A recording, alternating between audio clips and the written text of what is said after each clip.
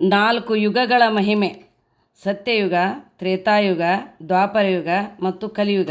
ಮೊದಲನೆಯದಾಗಿ ಸತ್ಯಯುಗದ ಮಹಿಮೆ ಧ್ಯಾನ. ಸತ್ಯಯುಗದಲ್ಲಿ ಅಖಂಡ ಧ್ಯಾನ ಹಾಗೂ ಅದರಿಂದ ಜ್ಞಾನಜ್ಯೋತಿಯು ಹರಡುತ್ತಿತ್ತು. ಅನೇಕ ಋಷಿಮುನಿಗಳು ಮಾತ್ರವಲ್ಲದೆ ದೇವದಾನವರೂ ಸಹ ಧ್ಯಾನ ಮತ್ತು ತಪಾಚರಣೆ ಫಲವಾಗಿ ಅನೇಕ ಸಿದ್ಧಿಗಳನ್ನು ಪಡೆದರು. ಅನೇಕ ದಾನವರೂ ಸಹ ತಮ್ಮ ತಪೋಬಲದಿಂದ ಶಿವಬ್ರಹ್ಮರುಗಳಿಂದ ಅನೇಕ ವರಗಳನ್ನು ಪಡೆದು ಅದನ್ನು ಸದುಪಯೋಗ ಹಾಗೂ ದುರುಪಯೋಗವೂ ಆಗುತ್ತಿದ್ದುದು ತಮಗೆ ತಿಳಿದೇ ಇದೆ. ಧ್ಯಾನಕ್ಕೆ ಹೆಚ್ಚಿನ ಪ್ರಾಶಸ್ತ್ಯವು ಸತ್ಯಯುಗದ ಯುಗಧರ್ಮವೇ ಆಗಿತ್ತು. ಇನ್ನು ಎರಡನೆಯದಾಗಿ ತ್ರೇತಾಯುಗದ ಮಹಿಮೆ ತಪಸ್ಸು. ತಪೋಬಲಕ್ಕೆ ತ್ರೇತಾಯುಗ ಎಂಬುದು ಪ್ರಸಿದ್ಧವಾಗಿಯೇ ಇದೆ. ಪ್ರತಿ ಸಾಧನೆಗೂ ಮುನಿವರ್ಯ ಮಹರ್ಷಿಗಳು ವಾನಪ್ರಸ್ಥಾಶ್ರಮವಾಸಿಗಳಾಗಿ ತಪಾಚರಣೆಯನ್ನು ಮಾಡಿ ಅದು ಒಂದು ಘಟ್ಟವನ್ನು ಮುಟ್ಟುವವರೆಗೂ ನಿರಾಹಾರ ನಿದ್ರೆಗಳಿಲ್ಲದೆ ಸಾಧನೆಯನ್ನು ಮಾಡುತ್ತಿದ್ದರು.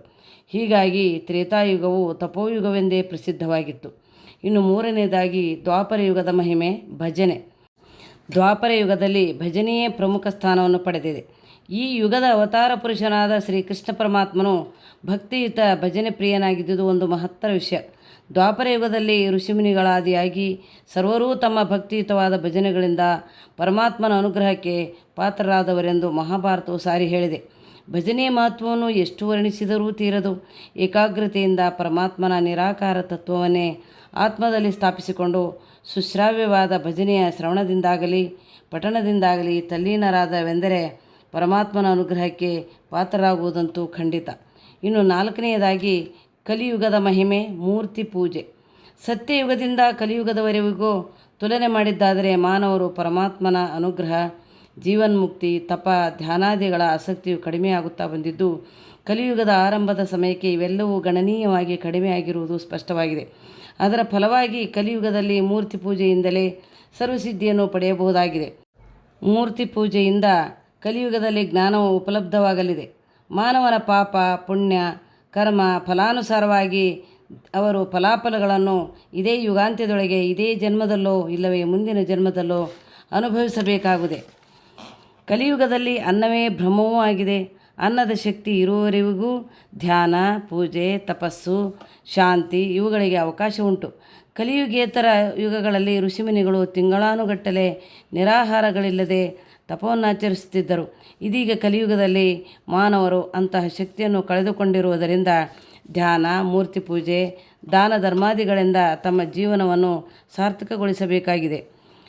ಪ್ರತಿಯೊಂದು ವರ್ಣದವರು ಉಷಾಕಾಲಕ್ಕೆ ಮೊದಲೇ ಎದ್ದು ಮನದಲ್ಲಿ ದೈವಸ್ಮರಣೆಯನ್ನು ಮಾಡಬೇಕು. ಎಲ್ಲ ಪ್ರಾರ್ಥನೆಯೂ ಪೂರ್ವ ದಿಕ್ಕಿನತ್ತಲೇ ಆಚರಿಸುವುದು ಶುಭ. ಶೌಚಾದಿ ಕ್ರಿಯೆಗಳನ್ನು ಪೂರೈಸಿದ ನಂತರ ಆಳವಾಗಿರುವ ಜಲಸಂಪತ್ತಿನಲ್ಲಿ ಸ್ನಾನವನ್ನು ಮುಗಿಸಬೇಕು.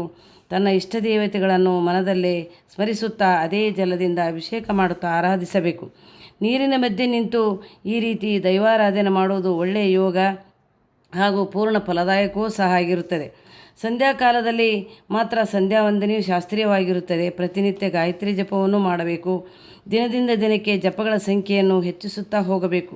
ಬ್ರಹ್ಮ ಜೀವರ ಐಕ್ಯ ಸಂಬಂಧವಾದ ಪ್ರಣವ ಮಂತ್ರವನ್ನು ಚೆನ್ನಾಗಿ ಅಭ್ಯಸಿಸಿಕೊಳ್ಳಬೇಕು. ಸೋಹಂಭಾವದಿಂದ ಪ್ರತಿದಿನವೂ ಜೀವ ಶಿವರನ್ನು ಅಂತರ್ಮುಖಿಯಾಗಿ ಐಕ್ಯಗೊಳಿಸಬೇಕು. ಸೂರ್ಯ ನಮಸ್ಕಾರವು ಬಹಳ ಶ್ರೇಷ್ಠವಾದುದು.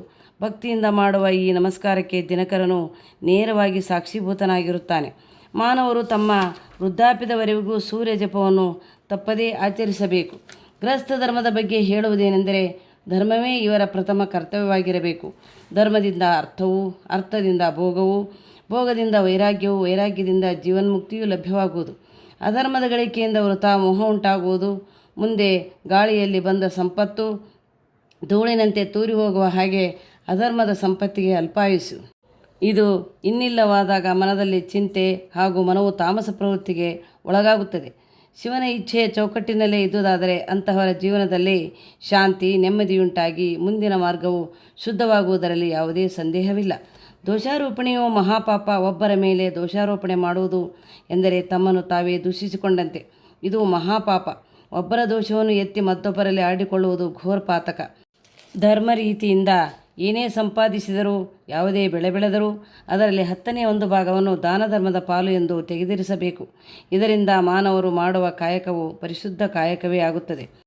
ಮಾನವನ ಜೀವನದ ಪರಮೋಚ್ಚ ಸಾಧನೆ ಎಂದರೆ ಆತ್ಮಕಲ್ಯಾಣ.